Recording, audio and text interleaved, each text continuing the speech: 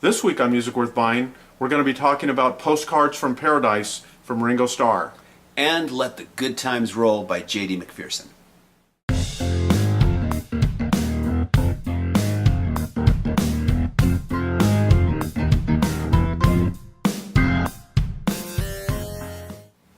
Peace and love, everybody, and welcome to Music Worth Buying. My name is Robert Kinsler, and I'm a music writer and a musician. And my name is TJR, and I'm a musician and a music writer. Now, with that intro, a good number of our viewers are going to know exactly who we're going to kick the show off talking about, and that is Ringo Starr, who pretty much everybody, every time you see him, everybody knows Rory and the Hurricanes. Yeah, exactly. Yeah, everybody knows Rory and the Hurricanes. And so it's funny you mentioned that because the very first song on this album, I don't know if you knew, it's called Rory and the Hurricanes. We're not going to be talking about that one, but this really is a celebration of Ringo's career. And we'll be talking about that a little bit, but this album really is a chance for him to reflect on his legacy.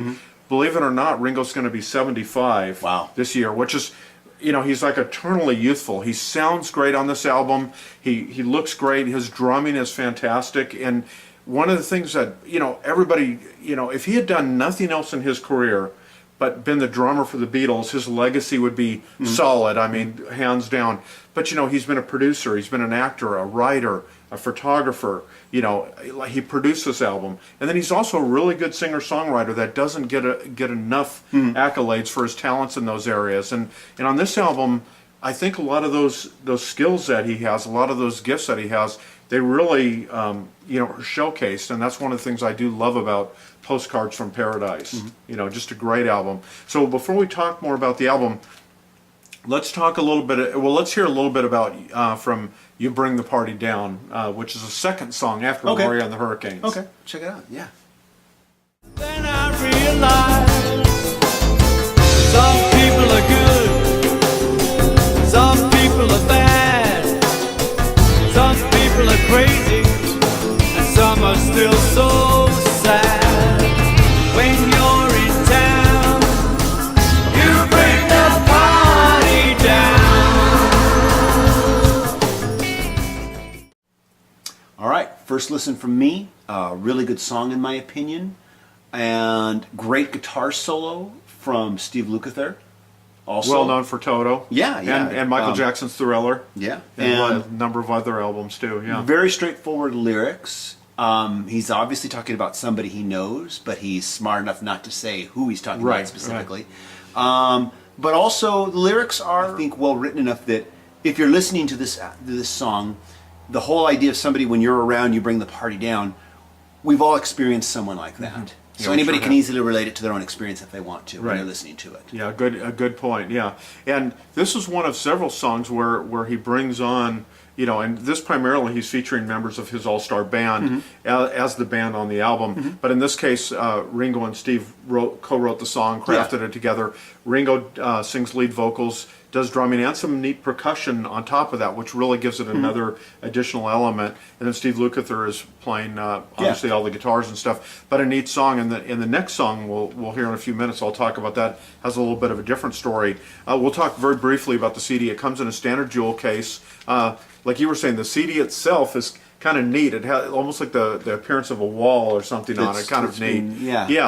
Like textured or something. Or like a cracked that. CD with a lot of cracks in it. Yeah, a lot of cracks. But it's a neat look. And then it comes with a nice booklet. It has Ringo's picture on it, and then predominantly it's just the lyrics, but they are easy to read. Good. And talks about who does what on the various songs and stuff, and then the production credits and that kind of thing. The next song we're going to actually listen to is the title track, and it's kind of interesting because he did this with another member of his band, Todd Rundgren, who most people know who he is as well. Yes. And this song, we'll talk about it after we listen to it and see how many of our viewers can pick out kind of what Ringo's doing here. It's very cool. All right, let's check it out. I'm begging you, don't pass me by. And if you do, please tell me why. I know you told me yesterday you've got to hide your love away. But if your heart is... So that's Postcards from Paradise, and by now pretty much everybody gets it that almost with every single line, Ringo's picking up on a Beatles song title or prominent lines from a Beatles song and incorporating it. It's pretty amazing how he weaves it all together.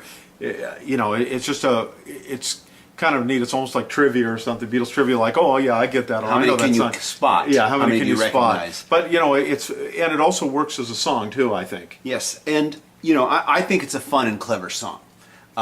Some people, depending on how cynical of a listener you are, cynical of a critic you are, I can see where some more cynical critics will find that annoying. Yeah. Because I think if you're very cynical minded, you will find it annoying. Yeah. But I think the rest of us are going to have a fun time listening to the song, enjoying it, and seeing what you catch and what you don't catch. Yeah. And I like some of the clever ways that he puts it together as well. Yeah, and it's neat. And throughout the CD, he has some great guest stars, like Joe Walsh is on here, and obviously the members of his band, people like Steve Lukather and Todd Rundgren, and I think Peter Frampton's on the album too, as I recall. But I think I read in the liner notes or like the press notes that came with the album that almost like he says, hey, if a friend comes over to my house, they better be careful because they're going to wind up on my record.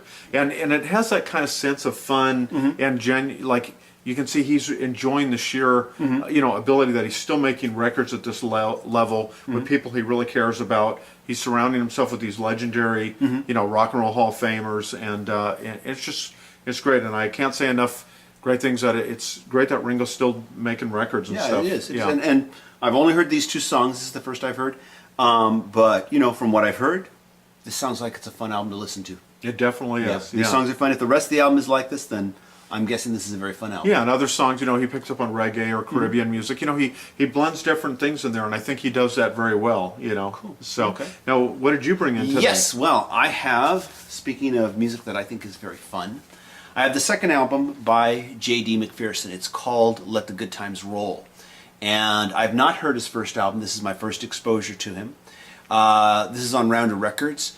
J.D. McPherson, the first thing you might say if you said, well, what does he sound like? I might say, well, he's very retro rock and roll sounding.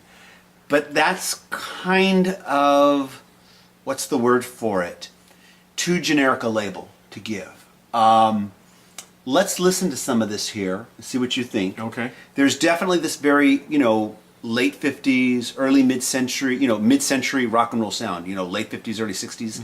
You can hear a lot of influences like Sam Cooke and like, going on this, but there's something about him. He just manages to sound fresh and original.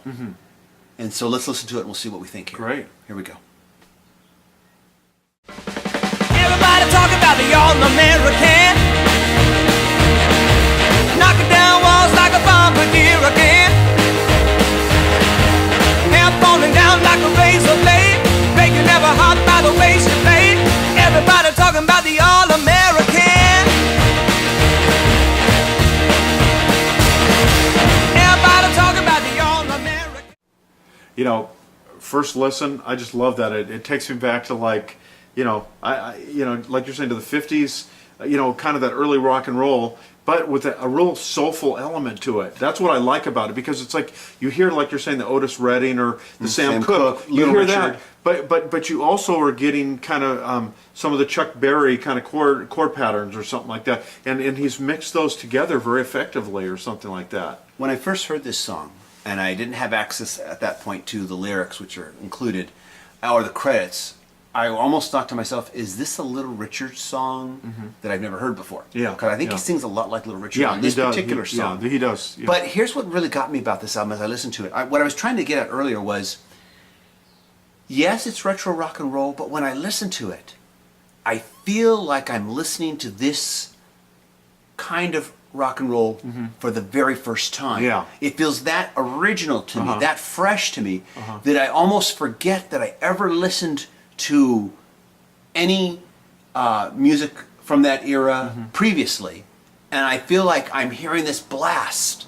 This is what it must have felt like, for the generation that was raised that previously it had just been Perry Como and Frank Sinatra, and suddenly Jerry Lee Lewis, Elvis, Little Richard, and you're hearing this for the first time, and it's this total revelation.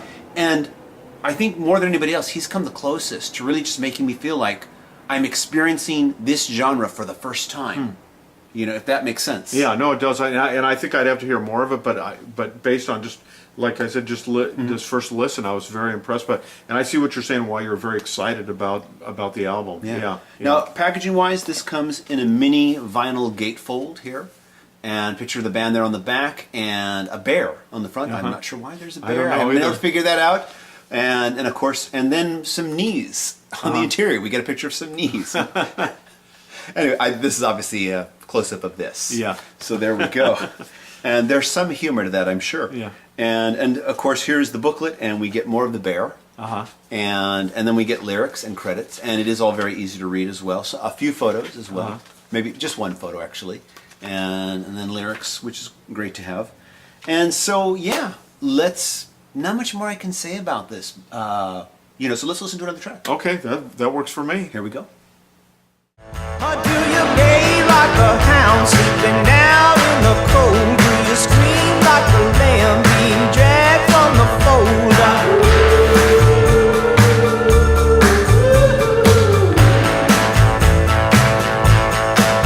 Well, if you heard like that, you must have met little Caroline. And that song was "You Must Have Met Little Caroline." You know, one thing that really stands out to me about this track, and I don't know if you'll get to hear it because we can only play you like 30 seconds. We get to listen to a lot more during the break. Is after you come out of that second chorus, there's this cascading piano lick, very jazz, kind of wonky piano lick that just comes sliding down musically. Yeah, it does, And it's little things like this that makes the individual tracks stand out. You know, and really kind of separates it from a lot of other people who are doing good work in this genre. You know, doing this kind of retro rock and roll. But it's these little touches that really kind of makes the individual tracks stand out from each other and stand out from other people doing this kind of music. Yeah.